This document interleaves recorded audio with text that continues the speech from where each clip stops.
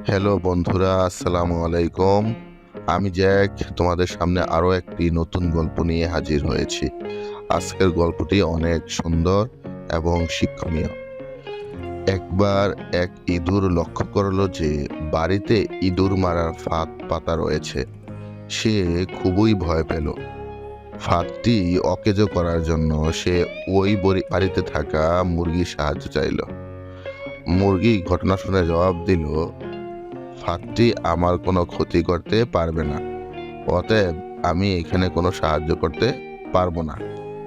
মুরগির কাছ থেকে এই উত্তর শুনে ইঁদুর খুব দুঃখিত হলো এবং ছাগলের কাছে গিয়ে সাহায্য চাইল।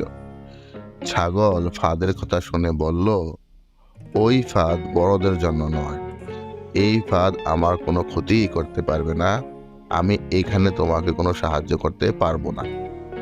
ইঁদুর ছাগলের কাছ থেকে একই উত্তর শুনে দুঃখিত হয়ে গরুর কাছে এলো। সব কথা শুনে গরু বলল, ইঁদুরের ফাঁদ আমার মতো বড় প্রাণীর কোনো ক্ষতিই করতে পারবে না। যা আমার কোনো ক্ষতি করতে পারবে না, তাতে আমি সাহায্য করতে পারবো না। ইঁদুর শেষ পর্যন্ত নিরাশ হয়ে তার ঘরে ফিরে এলো।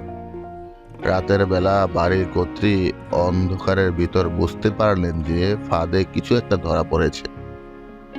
অন্ধকারে ফাঁদের কাছে হাত দিতে উনি হাতে কামড় খেলেন এবং দেখলেন ফাঁদে ইঁদুরের বদলে সাপ ধরা পড়েছে। তার চিৎকারে কর্তার ঘুম ভাঙল। তাড়াতাড়ি ডাক্তার ডাকা হলো। চিকিৎসা শুরু হয়ে গেল, কিন্তু অবস্থা মোটেই ভালো না। পথ্য হিসেবে ডাক্তার মুরগির স্যুপ খাওয়াতে বললেন। স্যুপের জন্য কর্তা মুরগিকে জবাই করে দিলেন।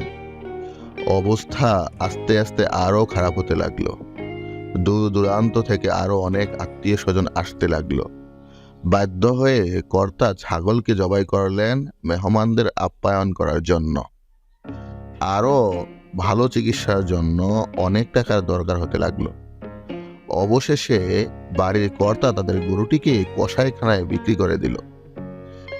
কিছুদিন পর বাড়ির কর্ত্রী সুস্থ হয়ে উঠল, আর এই সমস্ত কিছু ইঁদুরটি তার ছোট্ট ঘর থেকে পর্যবেক্ষণ করল।